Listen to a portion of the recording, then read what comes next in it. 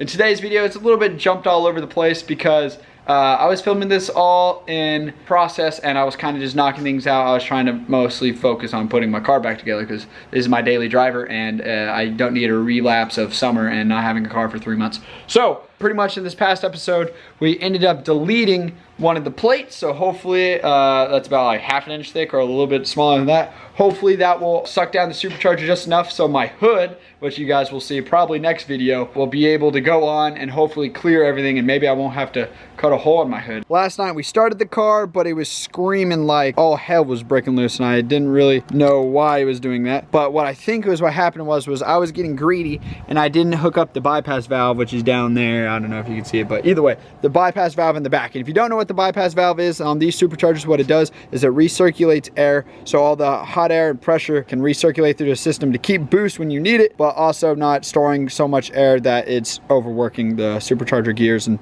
all the stuff inside of it. So what I believe was happening is well, I haven't tested this yet, we're about to find out, but since we didn't have it hooked up, I think since the car was running longer and longer, it would build more pressure and no way to release it. So I think that's what was going on. So I ended up running to the hardware store. I picked up the last couple hoses that we need to stretch to finish off this kit, and then hopefully this will be a smooth first startup. It's more like our 8th startup, but hopefully this one will sound good and hopefully good enough so where we can roll it out and maybe cruise up and down the driveway and down the street. So let's keep cranking.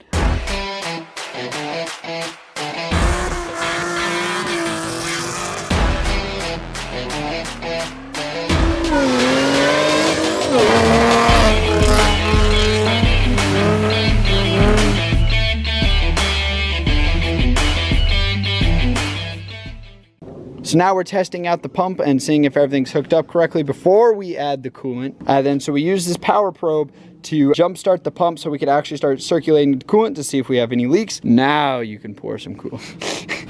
He's been eager all day to get this done. I came home from eating lunch and he was out here working on my car without me. I underpay my mechanic and he's working overtime.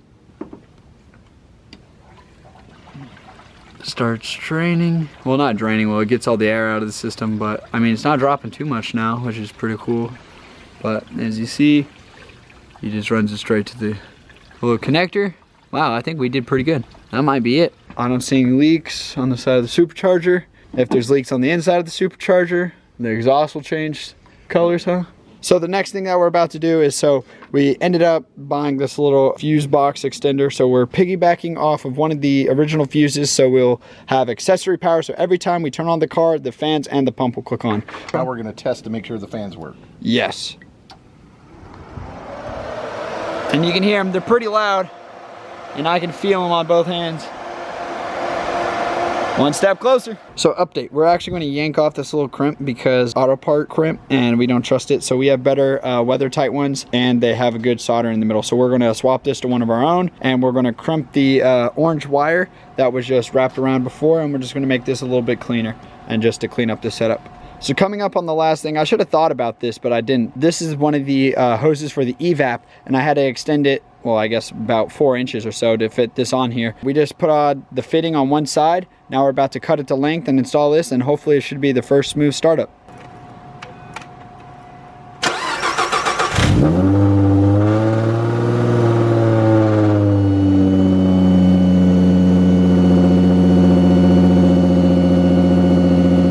Quick update.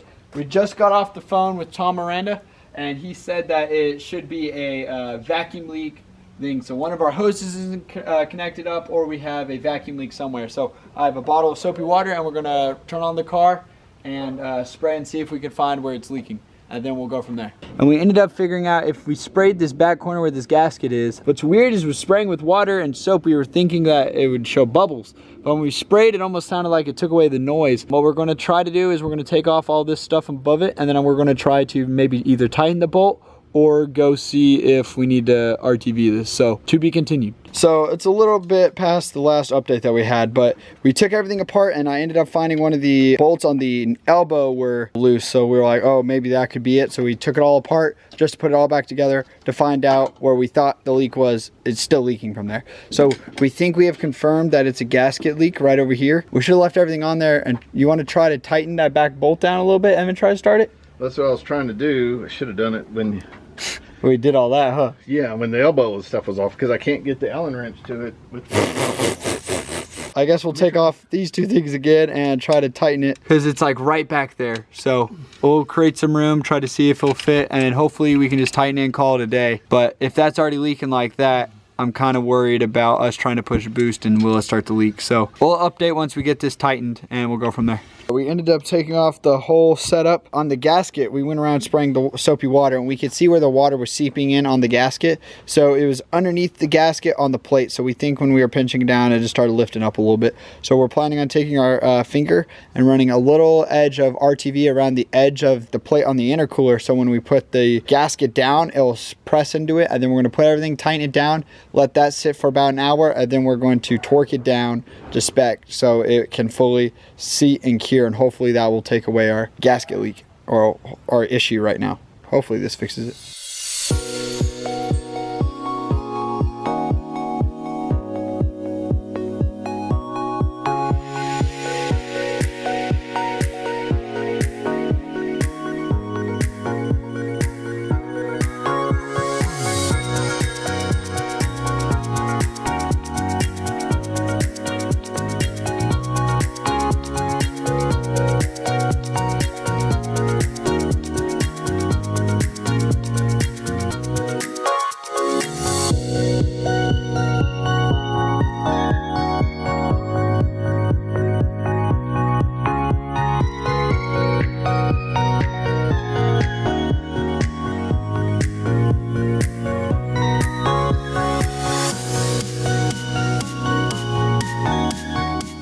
It's the next day now. We let the RTV sit overnight. We're going to slowly start putting everything, and we're going to see if we've cleaned all of our vacuum leaks, or if we just seal one, and we're going to find out if we have another one. Dad.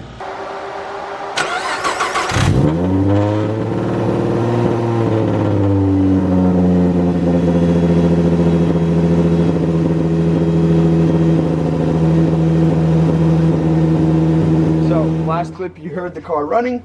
I went to go check and I was looking at my little tuning device and saw that we had a cylinder misfire. So we just took out cylinder 4s, which is right here.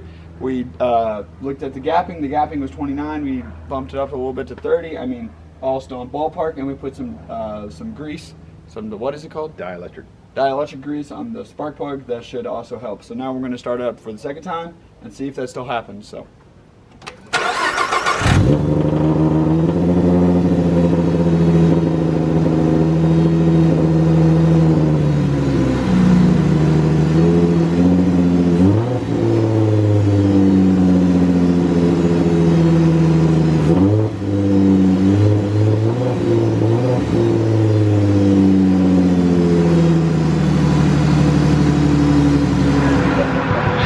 So this is going to conclude our part series of installing the intercooler. I hope you guys enjoyed this. I just have the car running in the background, so if you guys hear that noise, just ignore that. The car is running a lot better.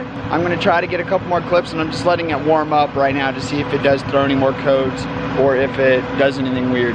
But yeah, I'm very excited about how this is sounding, how it's looking. I mean, just look at this.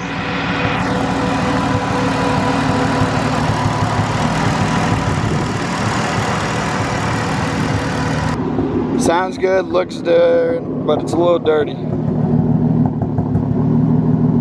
It's still not tuned, so it's not running right. But that's going to conclude today's episode. So if you haven't already gone down and subscribed, go down and subscribe, leave a like button, throw in some comments if you think we did something wrong or if you have a better piece of advice. So thank you guys for watching. Riders Rides out.